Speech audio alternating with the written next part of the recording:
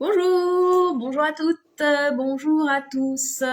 Bienvenue sur ce live numéro 19 du défi live Parler et Libérer. Je suis Muriel Hellman et aujourd'hui je viens vous dire quelques mots sur... J'ai encore mis mon truc pas dans le bon sens, décidément. Je vais y arriver. Voilà. Sur ce mot devoir. Le mot devoir avec je dois, je devrais, ou tu dois, tu devrais. Je vois passer depuis des années des passes d'armes sur les groupes de discussion au sujet de ce mot et de son emploi ou non dans la vie quotidienne, dans les conversations. Ah, j'ai mon écran qui devient tout noir. Bon, j'espère que ça change pas de votre côté. Là, j'ai mon écran qui a bien perdu en luminosité. Oh là là. Le matériel commence à se faire un peu vieux. Voilà. Donc, et ce mot c'en est un qui m'a longtemps posé problème dans ma propre vie personnelle, depuis toute gamine, quand j'entends tu dois ou tu devrais, depuis toujours, ça me fait bondir. Ça, c'est depuis toujours. Donc j'avais envie de déplier un petit peu autour de cette notion de je dois, je devrais, tu dois, tu devrais, pour remettre dans le contexte de la communication relationnelle et essayer de clarifier un peu toutes les notions autour de ce mot et de tout ce que ça véhicule. Donc ce mot devoir, il y a bien évidemment, il y a deux notions pour moi. Il y a la notion de responsabilité et la notion d'obligation qui sont intégrées dans ce mot. Ces deux notions-là, elles peuvent être portées soit envers nous-mêmes, soit projetées sur les autres. Je les ai listées en 3 catégories. Donc, en ce qui concerne je, quand je me dis je dois ou je devrais, pour moi, il y a d'abord la possibilité que ce je dois ou je devrais comporte une injonction morale. Dans le sens, je devrais arrêter de me plaindre, je devrais voir plus souvent mes parents, je devrais faire plus attention aux personnes que je côtoie, je devrais être plus organisée, je devrais être différent ou différente de qui je suis actuellement. Et cela en fonction d'injonctions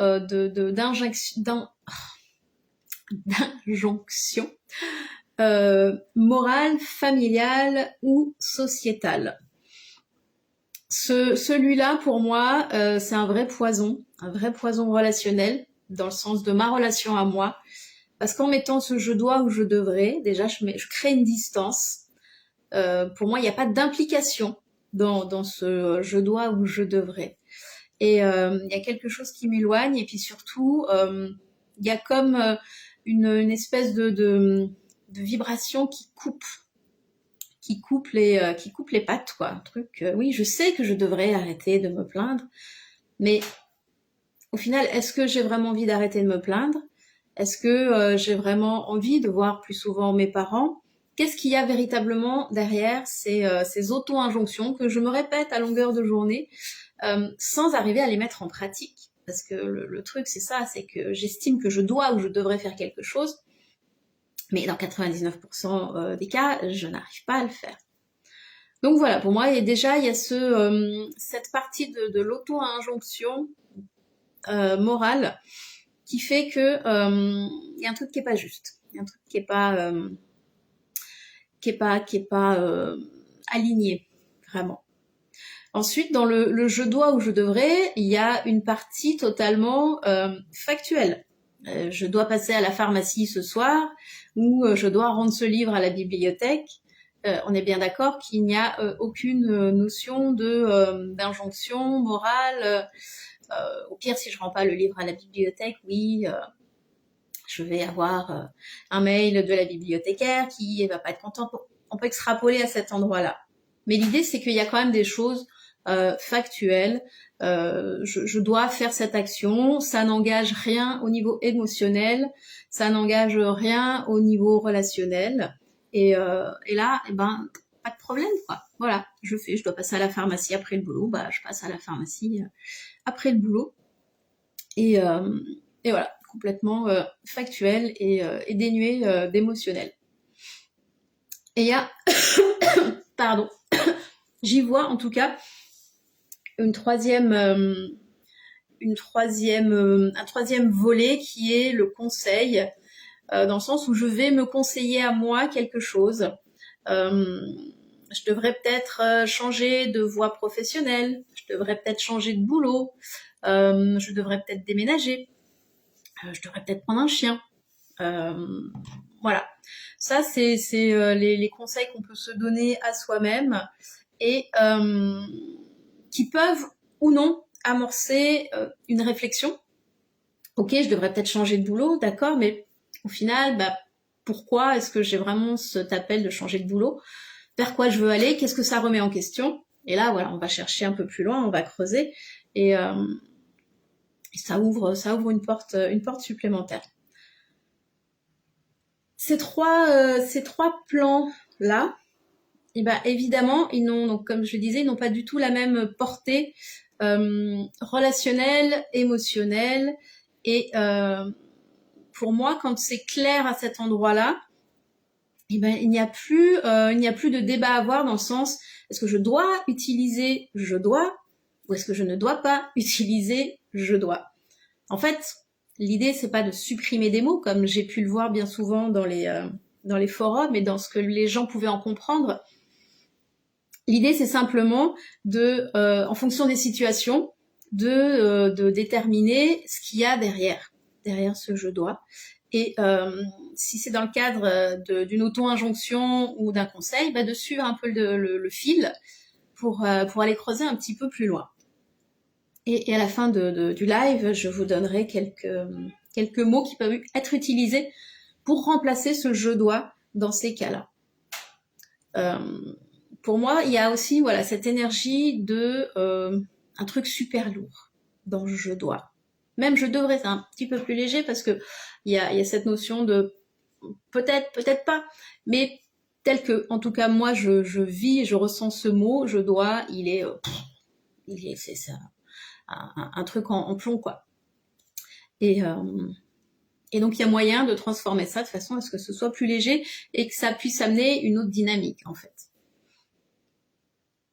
La deuxième partie, c'est avec les tu dois et tu devrais. Donc là encore, je les ai classés en 3 catégories, sous-catégories, en trois plans. Donc, il y a l'injonction morale, bien évidemment. Là pour le coup c'est ah bah non, tu dois pas te laisser abattre, tu dois remonter la pente, ou tu dois mieux t'occuper de tes enfants quand même.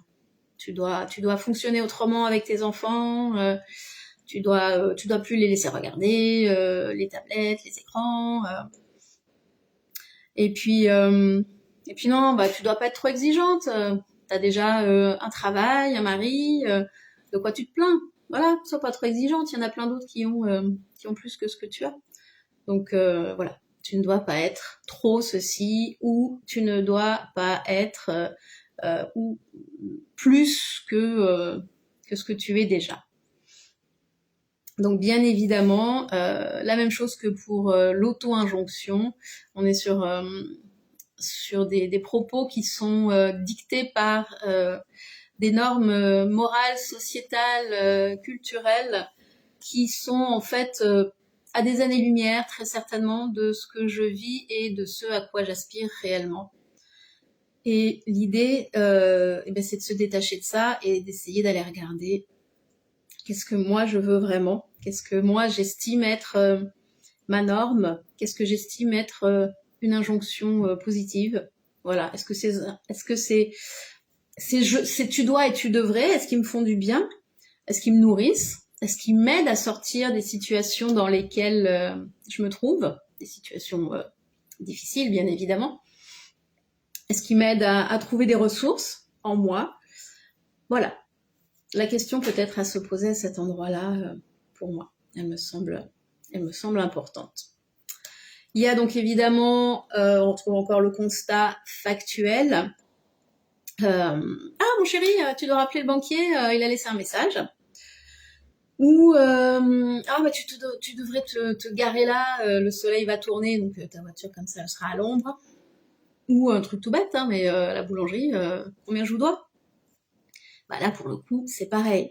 Ce tu dois, ce tu devrais, il est vrai, il est neutre, il est factuel, il est en lien avec une situation à un instant T, et il n'a pas de valeur émotionnelle, relationnelle importante. En tout cas, qui peuvent être dérangeantes.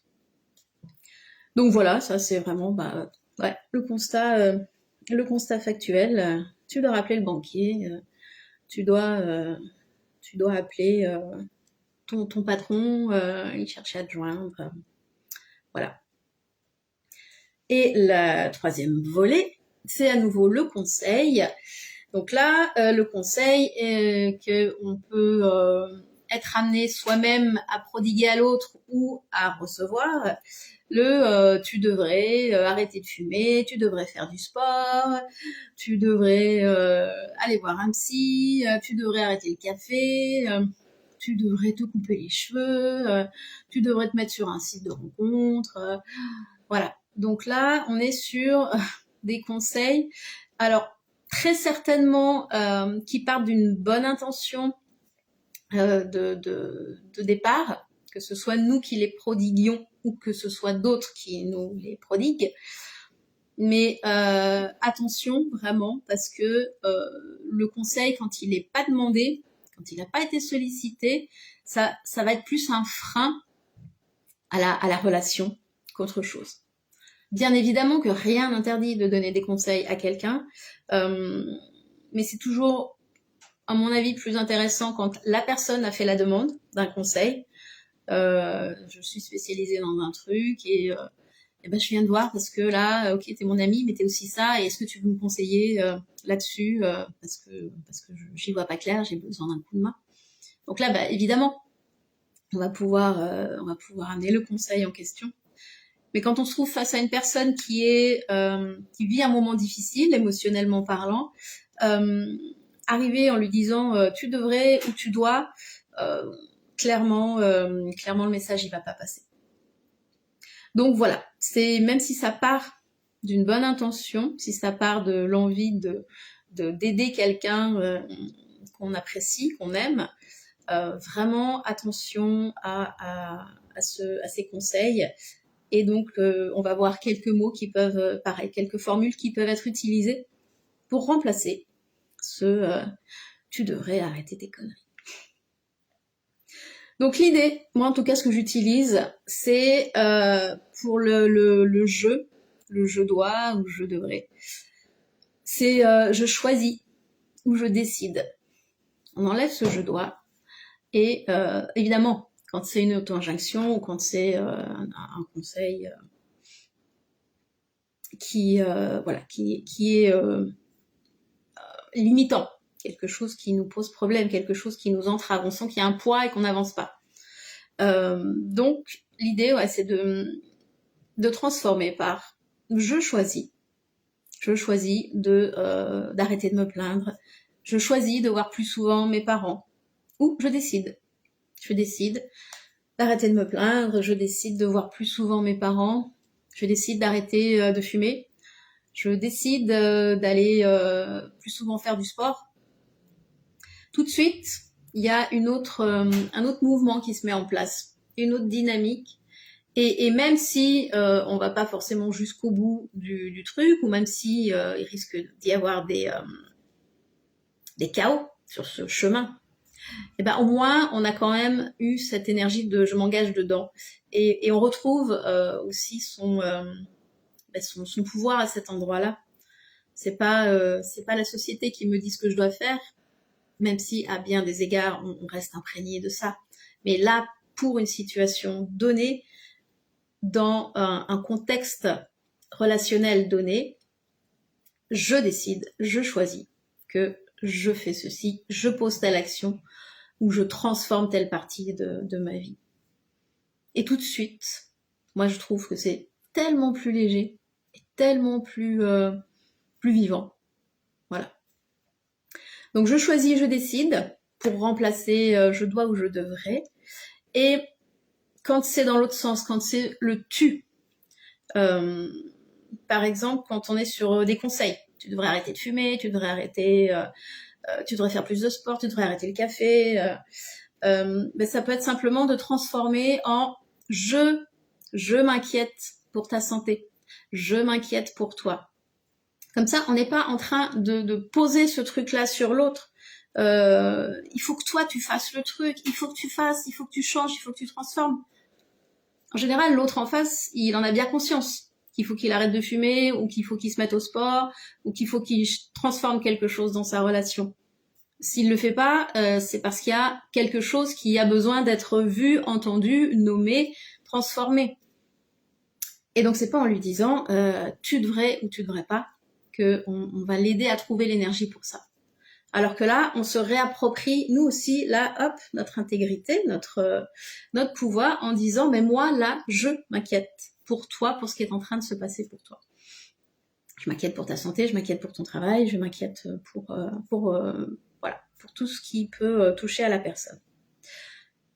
Et on peut également amener les choses de cette façon-là.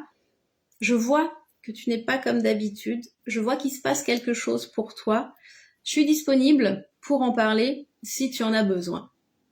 Donc là encore, on va pas venir balancer des conseils qui, bien que bien intentionnés au départ, ne vont pas apporter leurs fruits, ça va tomber à côté. Ça tombe à côté, ça alourdit la personne et ça fait pas avancer le schmilblick. Donc là, encore une fois, je reprends en gros ma partie de la relation. C'est moi qui vois qu'il y a quelque chose chez toi qui n'est pas comme d'habitude. Et je me mets à ta disposition pour en parler, pour aller boire un café, pour faire quelque chose ensemble et discuter de ce qui pose problème pour toi en ce moment, pour ce qui est difficile. Et voilà, je sais pas si vous sentez la différence dans ces approches relationnelles, bien évidemment. Mais en tout cas, pour moi, c'est quelque chose de très concret et de très palpable dans les relations du quotidien. Voilà, donc je vous invite à revoir un peu cette vidéo, parce qu'il y a quand même plusieurs choses à noter, et de jeter un regard, pareil, bienveillant, détaché, sur comment est-ce que vous utilisez ce je dois, je devrais, et tu dois, tu devrais, au quotidien. Qu'est-ce que vous mettez derrière? J'ai envie de rajouter aussi que à longueur de journée, je pense notamment à nos enfants, et on leur balance dessus des injonctions en permanence. Tu dois ranger ta chambre, tu dois préparer tes affaires, tu dois pas être en retard, ou tu dois être à l'heure, tu dois faire tes devoirs, tu dois pas regarder la télé, tu dois, ou tu dois pas. Et toute une journée comme ça, quand même, c'est super long. Et c'est super lourd, du coup. Parce que, comme je le disais au tout début, il y a cette notion de responsabilité et d'obligation. Donc, la notion de responsabilité, elle n'est pas enlevée si je transforme ma façon de dire les choses. Si j'ai des devoirs à faire et si j'ai des choses à rendre, j'ai toujours cette responsabilité de le faire. Simplement, la façon dont ça va m'être rappelé, m'être ramené, et comment moi je vais me positionner par rapport à ça, ça va être plus léger, plus agréable et plus facile à vivre, normalement. Donc voilà, c'était la réflexion du jour. J'étais pas du tout partie pour faire une vidéo là-dessus. Mais c'est ce que j'ai vu voilà, passer ce matin et qui m'a refait tilt. Et ben, j'espère que ça vous aura un peu éclairé. Je vous remercie d'avoir suivi cette vidéo. Je vous dis à demain, pareil, aux alentours du même créneau horaire, pour le défi. Du coup, ça sera le 20, si je ne m'abuse. Donc, on s'achemine tout doucement vers la fin du défi. Voilà, mais il reste encore une dizaine de jours. Donc, encore plein de choses à partager avec vous. Merci et belle journée et à demain.